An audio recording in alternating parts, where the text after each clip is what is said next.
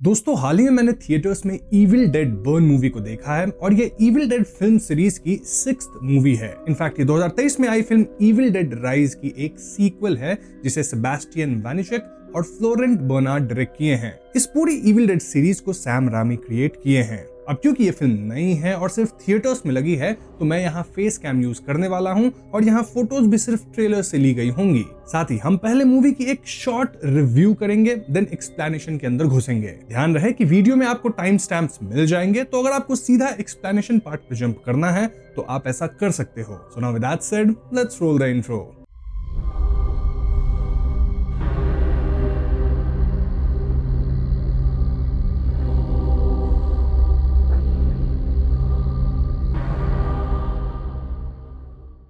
तो सबसे पहले अगर फिल्म की बात की जाए तो ये फिल्म ठीक वैसी ही है जैसा आप एक इविल डेड फिल्म से एक्सपेक्टेशन रखते हो, यानी कि एक टिपिकल हॉरर मूवी जिसके अंदर गोर भर भर के होगा, देन हॉरर सीन्स खतरनाक होंगे और फिल्म में कट्स इतनी ज्यादा तेज रहेगी कि पूरी फिल्म आपको काफी फास्ट लगेगी। कहानी यहाँ थोड़ी सी अलग है, जहां ये डेडाइट्स एक पर्टिकुलर फैमिली को खत्म करना चाहते हैं क्योंकि इस फैमिली के पास एक ऐसी डैगर है जो कि इन डेडाइट्स को निपटा सकती है। बट लेट्स बी ऑनेस्ट, कोई भी इंसान इविल डेड मूवी को कोर स्टोरी के लिए नहीं देखता है, रादर यहाँ जो विजुअली होने वाला है उसके लिए देखा जाता है। और वहां फिल्म आपको बिल्कुल डिसअपॉइंट नहीं करेगी। हाँ, जो पिछली मूवी थी उसमें जो मॉमी थी वो वाली बात नहीं है, बट इविल डेड फ्रेंचाइज की फिल्मों को देखने का जो मजा है ना, वो एक्सप्लेनेशन में नहीं हो सकता। And same is true with this particular movie. सिर्फ एक ही केस में आपको ये फिल्म नहीं पसंद आ सकती है, अगर आपको गोर या हॉरर, बहुत जो एकदम हार्ड कोर होता है हॉरर, वो पसंद ना हो तो हाँ, ये फिल्म आपके लिए नहीं है। नाउ फिल्म के अंदर एक मिड क्रेडिट सीन, देन सारे क्रेडिट्स रोल होने के बाद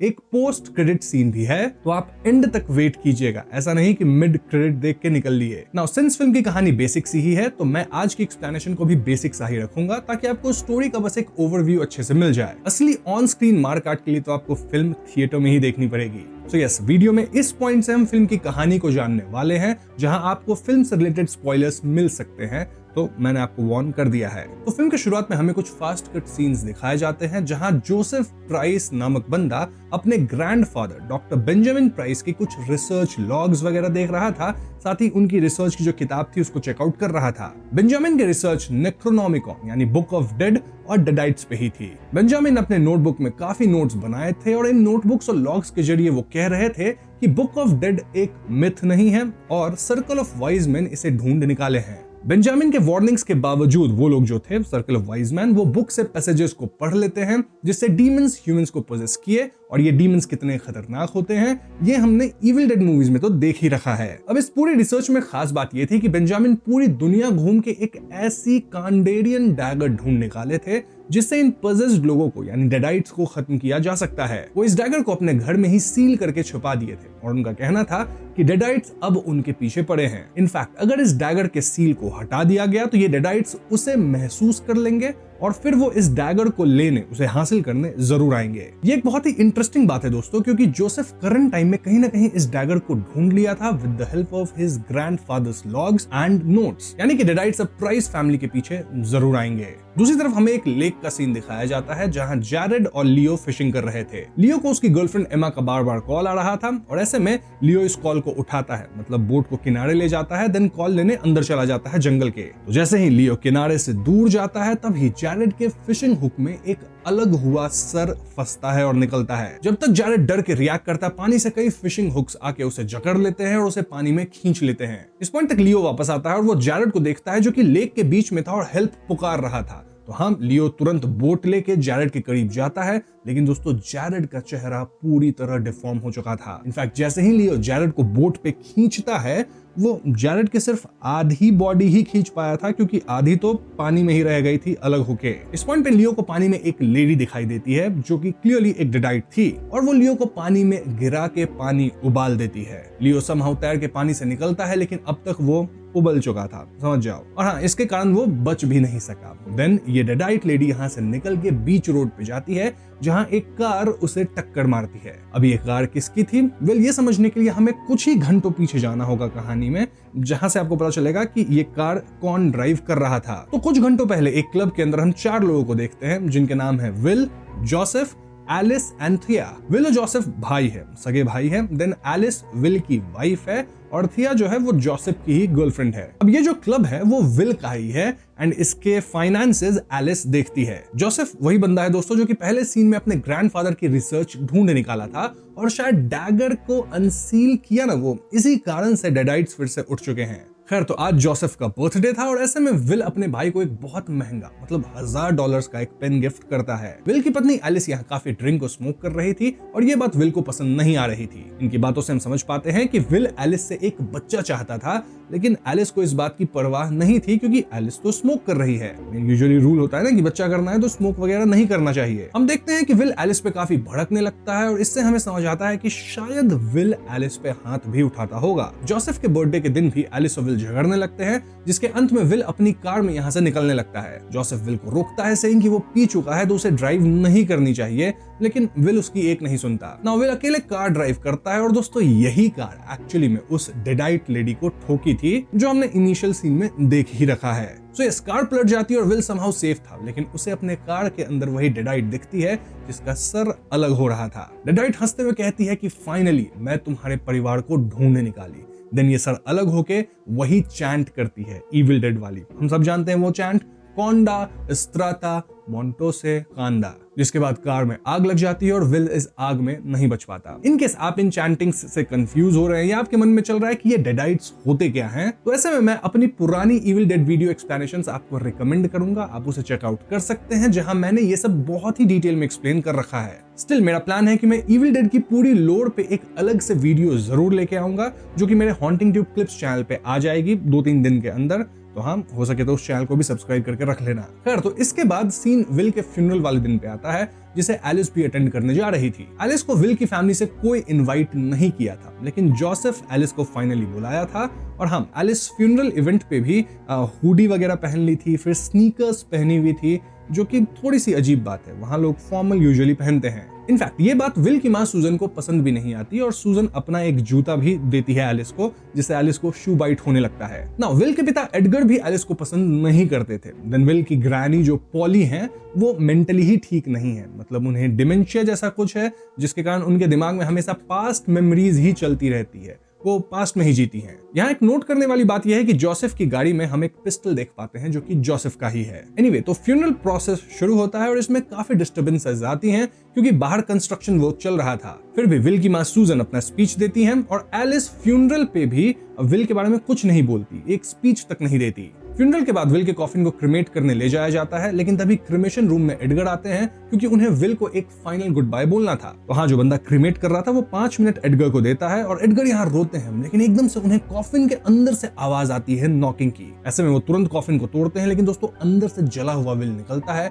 जो कि क्लियरली डेडाइट बन चुका था। वो एडगर का हाथ जलाता है। इनफैक्ट इस पॉइंट पे एडगर भी पजेस हो चुके हैं। तो इस सब घटना के बाद पूरी फैमिली घर जाती है, जहां एडगर अजीब बिहेव कर रहे थे, लाइक वो एक चाकू से खुद पे ही हमला करने वाले थे, लेकिन एन वक्त पे एलिस उन्हें रोक लेती है। एडगर एलिस से कहते हैं कि ये बात मेरी बीवी को मत बताना। अब डिनर टेबल पे एलिस कहती है कि वो वापस फ्रांस जाने का सोच रही है, वो एक फ्रेंच गर्ल है, और इस बात पे सूजन भड़क जाती है, सेइंग कि विल के क्लब को फिर कौन संभालेगा। यहाँ सूजन और एडगर कहीं ना कहीं एलिस को ही ब्लेम कर रहे थे for Will's demise. In fact Joseph भी कह देता है कि विल उस रात एलिस से ही झगड़ा करके कार चलाते हुए गया था। डाइनिंग रूम का माहौल काफी हीटेड हो चुका था, मतलब सब कहीं ना कहीं एलिस को ही ब्लेम कर रहे थे। और तभी एकदम से एडगर अपना कंट्रोल खोते हुए अपने कुत्ते मैक्स पे हमला करके उसे निपटा देते हैं। ये देख के पूरी फैमिली शॉक में चली जाती है। इनफैक्ट एडगर तो एलिस पे भी हमला करने बढ़ते हैं। एडगर जोसेफ को भी ताने मारते हैं क्योंकि उनके हिसाब से विल एक परफेक्ट बेटा था और जोसेफ तो कुछ काम वगैरह करता नहीं। इस पॉइंट पे एडगर खुद भी चोटिल हो गए थे और ऐसे में जोसेफ उन्हें तुरंत कार में बिठा के अस्पताल ले जाने लगता है। कार को थिया ड्राइव कर रही थी, लेकिन एकदम से एडगर पूरी तरह पजेस होकर थिया पे ही हमला कर देते हैं। इस हाथापाई के कारण इनकी गाड़ी एक फील्ड में क्रैश करती है,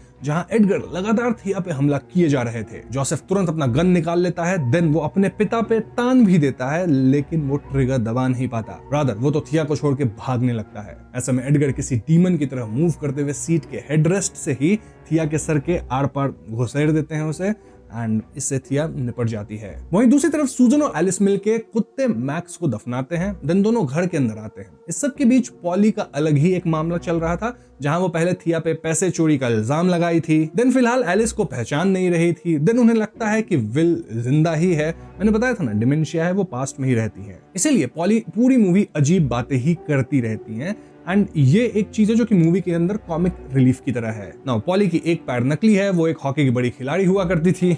नहीं, मजाक कर रहा हूँ। पॉली की एक पैर नकली है, मतलब नहीं है तो वो नकली वाला यूज करती हैं। और ऐसे में वो सीढ़ियों पे जब उन्हें जाना होता है तो वो चेयर पे बैठ जाती है और सीढ़ी पे एक पुली सिस्टम लगा है जिससे वो खिंच के ऊपर चली जाती है। अब इस पॉइंट पे एलिस घर में थोड़ा छानबीन करती है और उसे बेंजामिन प्राइस की वो रिसर्च वाली बुक्स और डॉक्यूमेंट्स मिल जाती हैं जिसमें नेक्रोनोमिकॉन और डेडाइट्स के बारे में लिखा था। एलिस पढ़ते पढ़ते वो 4 डिमोनिक शब्द बोलने लगती है, लेकिन समहाउ उसके दिमाग में पता नहीं क्या आया, जो भी आया अच्छी बात आई, क्योंकि वो तीसरा शब्द बोल के रुक जाती है। स्टिल इनके घर का कुत्ता अब तक डेडाइट बन चुका था और वो एलिस पे हमला कर देता है। एलिस समहाउ कुत्ते से बचते हुए घर के मेन डोर के अंदर भागती है और डोर लॉक कर लेती है। तभी इनके डोर पे नॉक होता है और बाहर से थिया की आवाज आती है जो कि डोर खोलने को कहती है। वहां उसकी आवाज सुन के एलिस डोर को खोलती है, लेकिन सामने जो थिया आई थी उसके मुंह में कार सीट घुसा हुआ था literally, and we all know कि वो एक डेडाइट बन चुकी है। थिया कार सीट को बाहर निकालती है, वो डेडाइट बन तो चुकी ही है एंड वो तुरंत ही एलिस और सूजन पे हमला कर देती है। अब तक जोसेफ भी यहाँ भागते हुए आता है और थिया जोसेफ को भी खूब पीटती है और वो इन्हें ताने भी मार रही थी। एलिस समहाउ थिया को धक्का देके बेसमेंट में गिराती है एंड देन बेसमेंट का दरवाजा बंद कर देती है। इसके बाद एलिस, सूजन, पॉली और जोसेफ घर के बाहर भागते हैं, लेकिन बाहर डेडाइट एडगर आ चुका था दोस्तों। वो अपना सीटी मारता है जिससे उनका जो कुत्ता था वो भी डेडाइट बन चुका है, वो उनके करीब आ जाता है। यानी कि ये जो 4 नॉर्मल लोग हैं ये अब बाहर भी नहीं भाग सकते। एडगर जोसेफ को ताने भी मारता है कि विल की जगह तो तुम्हें खत्म हो जाना चाहिए था, और ये बात जोसेफ को काफी बुरी लगती है। एडगर के हाथ में जोसेफ वाला गन था और इससे वो अपनी खोपड़ी खोल लेते हैं, एक बार नहीं कई बार। स्टिल वो जिंदा खड़े थे क्योंकि वो अब एक डेडाइट बन चुके हैं, ऑल्दो उनका चेहरा अजीब हो गया था। जो भी हो, ये नॉर्मल लोग वापस घर के अंदर आके खुद को लॉक कर लेते हैं ताकि एडगर या डॉग अंदर ना आ सके। वहीं थिया बेसमेंट वाले डोर को पीट रही थी और वो बॉयलर्स वगैरह भी ऑन कर दी थी। थिया बेसमेंट डोर में होल भी कर देती है और इस होल के थ्रू पॉली से थिया की बात होती है। पॉली का तो दिमाग सही नहीं है राइट, तो वो अगेन रट्टा मारने लगती है कि तुम मेरा पैसा चुरा ली थी, तो क्या तुम पैसे वापस करने आई हो? ये सुन के डेडाइट थिया चालाकी से कहती है कि हाँ मैं पैसे वापस कर दूंगी, आप बस दरवाजा खोल दो ना। पॉली दरवाजा खोल देती है और ऐसे में थिया वापस आजाद हो चुकी थी। वो घर में हर जगह तेल छिड़कने लगती है, शायद वो घर को जलाना चाहती थी। अब एलिस को पता चल चुका था कि थिया आजाद है, तो वो उस पे हमला करने बढ़ती है, लेकिन थिया छत पे चिपक के एलिस पे ही हमला कर देती है। देन वो जोसेफ, सूजन सबको पीटती है। वहीं ग्रैनी चिल होके अपने कुर्सी पे बैठ के ऊपर जा रही थी, मतलब वो सीढ़ियों वाला उनका पुलिस सिस्टम था ना, उससे। नाउ थिया जोसेफ को पीटने बढ़ती है, लेकिन जोसेफ थिया को एक कटर दिखा के डराता है। एंड इस पे थिया वाज लाइक कि कार में तुम मेरी रक्षा नहीं कर सके अपने पिता से, उन पे गोली नहीं चला, लेकिन मेरे पे हमला करने के लिए रेडी हो। देन वो जोसेफ को डरा के डिश वॉशर पे गिरा देती है जिसमें नुकीले किचन इक्विपमेंट्स थे और इससे जोसेफ को चोट आती है। थिया जोसेफ पे और भी हमला करती है और डिफेंस में जोसेफ थिया के गर्दन में कॉर्क स्क्रू डालता है। देन जोसेफ समहाउ भागता है और थिया भी संभलने के लिए ग्रैनी के पास जाके उनके नकली दांत को अपने मुंह के अंदर रख लेती है। बहुत ही अजीब गंदा सा सीन था ये। इनफैक्ट वो दांत उन्हें वापस पहना भी देती है। फिर थिया नोटिस करती है कि ग्रैनी का नकली पैर गायब है और तभी एलिस पीछे से आती है और वो ग्रैनी के नकली पैर से थिया पे हमला करती है। इससे थिया नीचे गिरती है और तभी जोसेफ टूटे हुए डिशवॉशर से थिया पे इतना हमला करता है कि वो निपट जाती है। हम सब जानते हैं कि डेडाइट्स को मारना है तो बहुत ही टुकड़ों टुकड़ों में उनको करना पड़ता है, तो वैसा ही कुछ किया। इसके बाद सूजन ग्रैनी को लेकर उनके कमरे में जाती है जहां ग्रैनी अब पजेस होकर डेडाइट बन जाती है। ग्रैनी सूजन को अपनी प्यारी बेटी कहती है और ये सुनकर सूजन इमोशनल होती है क्योंकि वो कितने सालों से अपनी माँ का प्यार नहीं देख पाई थी। उनकी माँ तो एक अलग ही थॉट प्रोसेस में रहती थी। डेडाइट ग्रैनी सूजन को मैनिपुलेट करके घर की खिड़की खोलने को कहती है जिससे एडगर अंदर आ सके। सूजन ऐसा ही करती है और एडगर खिड़की से अंदर आता है। देन वो सूजन को ऐसा किस देता है जैसा वो पहले कभी ना किया हो। इसके बाद सूजन जोसेफ के पास जाके उसे समझाने लगती है कि अगर वो डैगर डेडाइट्स को वापस कर देंगे तो मतलब डेडाइट्स चले जाएंगे, उनको बस वही चाहिए, वो कोई बुरे लोग नहीं है। और ये बात सुन के जोसेफ समझ जाता है कि उसकी माँ बहकावे में आ चुकी है। ऐसे में जोसेफ कह देता है कि मैंने आपके कहने पे ही ना ग्रैंडफादर का सब कुछ फेंक दिया था। जबकि दोस्तों ये बात सच नहीं है। जोसेफ अपने ग्रैंडफादर की चीजें एटिक में छुपा के रखा था और ये बात वो कहीं ना कहीं हमारी जो मेन हीरोइन है एलिस उसको बता चुका है। अब यहाँ मैं आपको थोड़ा सा बैकग्राउंड दे देता हूँ, एंड दैट इज कि सूजन अपने पिता को हेट करती थी क्योंकि सूजन के हिसाब से वो पागल किस्म के थे। वो मुश्किल वक्त में फैमिली को सपोर्ट नहीं किए थे।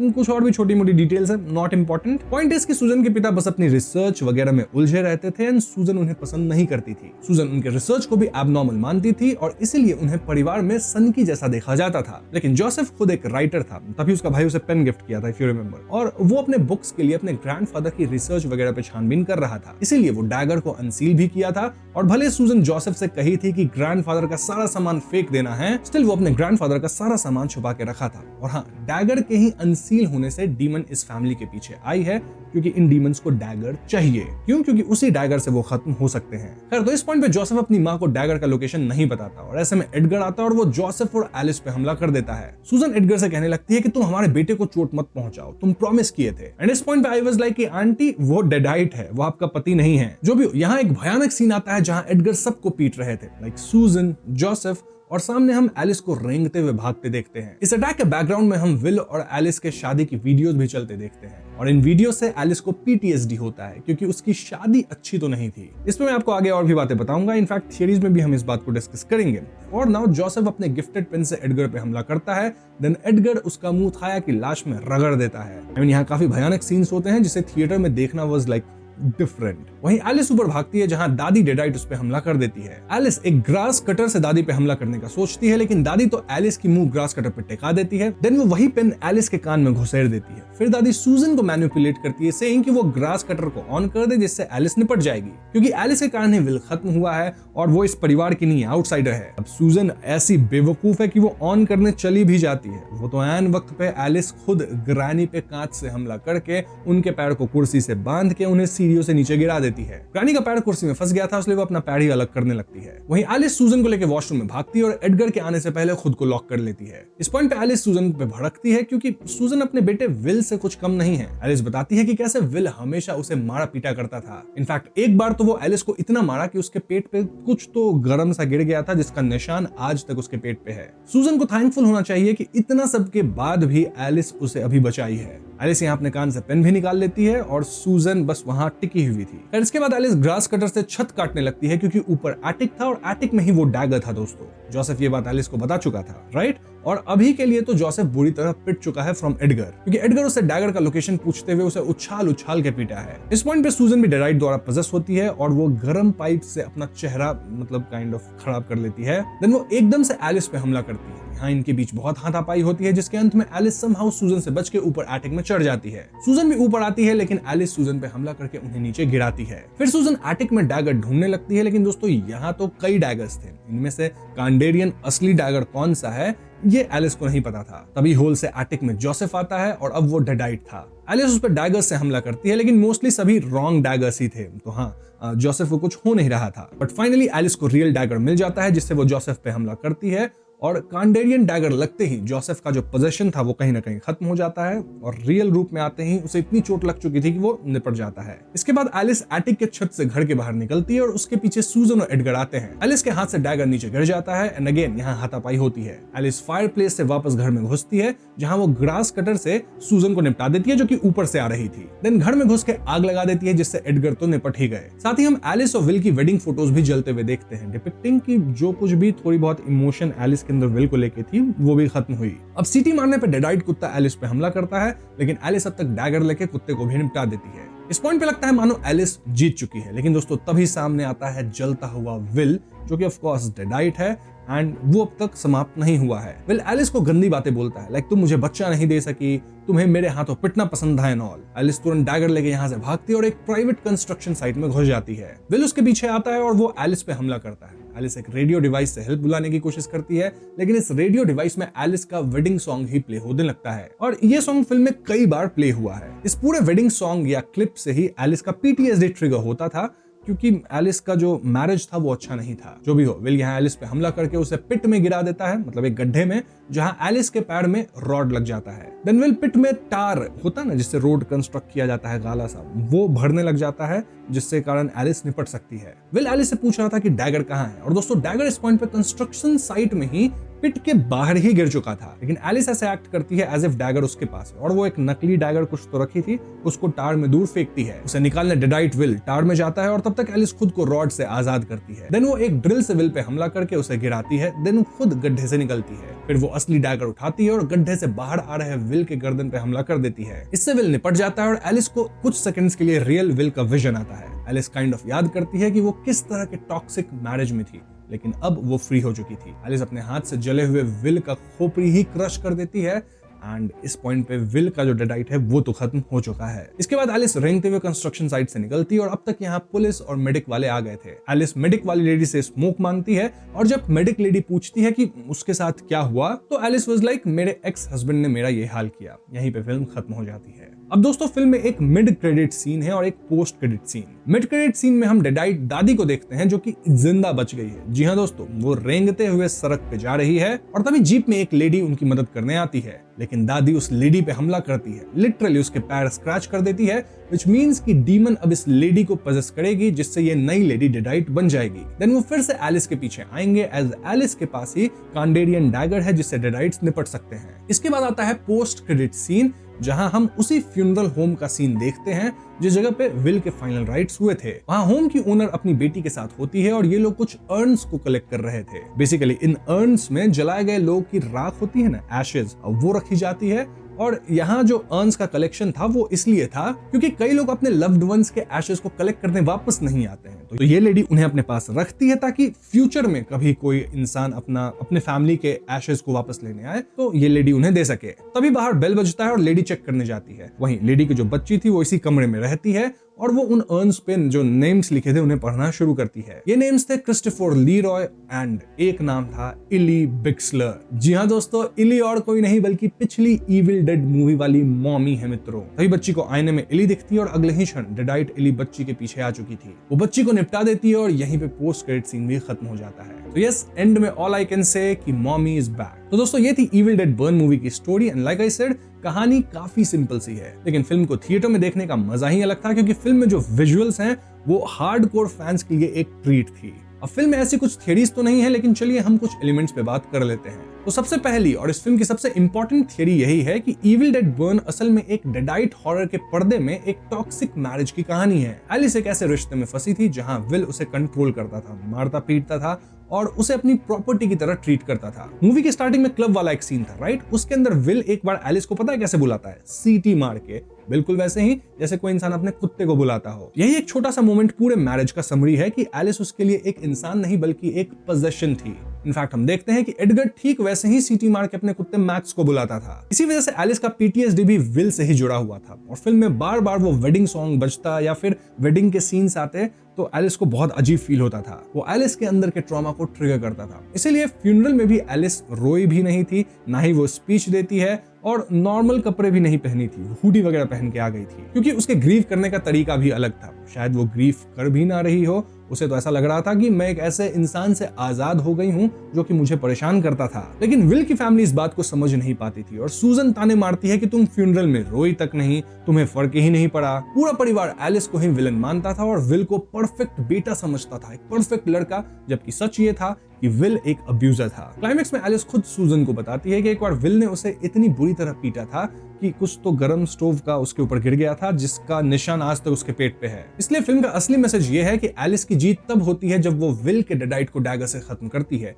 क्योंकि तब जाके वो अपने टॉक्सिक पास्ट से सच में फ्री होती है। फिल्म के एंडिंग में एक डायलॉग भी है दोस्तों जो कि एलिस विल से कहती है, विच इज कि love was there but love was never enough. ध्यान दिया जाए तो डेडाइट्स हमेशा एलिस को ताने भी मार रहे थे कि उसे विल से मारपीट करवाने में मजा आने लगा है। एंड दिस इंडिकेट्स कि एलिस वायलेंस की इतनी आदी हो चुकी थी कि वो इसे नॉर्मलाइज कर चुकी थी, नॉर्मल समझने लगी थी, जबकि this was very wrong. But हाँ, अंत तक एलिस इससे निकल चुकी है। अब बात करते हैं उस कांडेरियन डैगर की जो इस फिल्म में सिर्फ एक वेपन नहीं बल्कि पूरे प्लॉट का सेंटर है। पुरानी इविल डेड मूवीज में डेडाइट्स को मारने का तरीका सिर्फ डिसमेंबरमेंट था, यानी कि बॉडी को पूरी तरह से अलग कर दो, जैसा कि इस मूवी में भी हुआ। ऐसा होने पे डीमन अपने आप उस बॉडी को छोड़ ही देगा, राइट? लेकिन इस फिल्म में पहली बार इतना क्लियरली एस्टैब्लिश किया गया है कि डेडाइट्स को परमानेंटली खत्म करने के लिए एक ही पक्का तरीका है एंड दैट इज ये डैगर। इसलिए पूरी फिल्म में डेडाइट्स का एक ही मकसद है, इस डैगर को ढूंढना और मे बी उसके बाद उसे खत्म करना, क्योंकि जब तक ये डैगर एग्जिस्ट करती है तब तक वो सेफ नहीं है। डैगर का एक वार उन्हें खत्म करता है और इस बात को पोस्ट क्रेडिट सीन और भी कंफर्म कर देता है, जिसपे हम अभी आ रहे हैं। तो पोस्ट क्रेडिट वाली एली की थ्योरी समझने के लिए थोड़ा टाइमलाइन क्लियर करना जरूरी है। ये एली और कोई नहीं बल्कि 2023 की इविल डेड राइज वाली वही माँ है जो अपने बच्चों के सामने पजेस हो गई थी,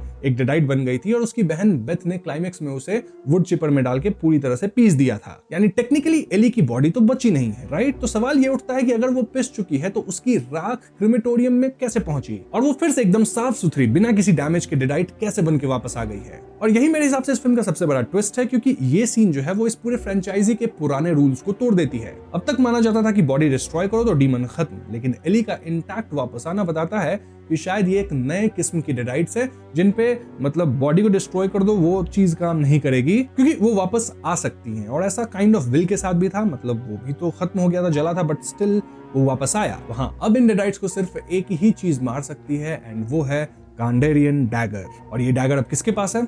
एलिस के पास। तो हाँ, जितने भी डेडाइट्स हैं वो एलिस के पीछे तो आएंगे ही। एंड ध्यान रहे, अपनी जो बूढ़ी ग्रैनी वाली डेडाइट थी वो तो बच ही गई है, साथ ही एली भी आ गई है, तो घूम फिर के पूरी कहानी अब डैगर पे फोकस्ड हो जाएगी। अब इविल डेड की अगली फिल्म 7 अप्रैल 2028 के लिए शेड्यूल्ड है, देखते हैं कब आती है, शायद उसी डेट पे आ जाएगी, जिसका नाम रहने वाला है इविल डेड रैथ। लेकिन ये फिल्म सीक्वल नहीं होगी, रादर एक प्रीक्वल होने वाली है। जी हाँ, उसकी कहानी 1972 में सेट होगी और शायद वहां हमें एक्सप्लेन किया जाए कि ये डेडाइट्स मतलब किस तरह से वापस आ गए हैं, क्योंकि एली की वापसी बहुत ही ज्यादा शॉकिंग थी। और उस कहानी के साथ ही शायद इस फिल्म की और भी सीक्वल आएगी, उसके लिए सीड बोया जाए। तो देखते हैं आगे 2028 में कि ये कहानी कहां तक जाती है। अभी तो बस इतना कह सकते हैं कि मॉमी इज बैक दोस्तों, मॉमी इज बैक। अब एक छोटी सी थियरी फिल्म के एकदम आखिरी सीन को भी लेके है। जब एलिस सब कुछ सर्वाइव कर लेती है और बाहर आती है तो उस लास्ट मोमेंट में उसकी आंखें हल्की सी रेड दिखती है। अब आंख इस तरह से ब्लड शॉट रेड होना ये बहुत ही कॉमन है, लोगों को चोट लगता है तो इस तरह से आंख हो जाती है। तो हम कह सकते हैं क्योंकि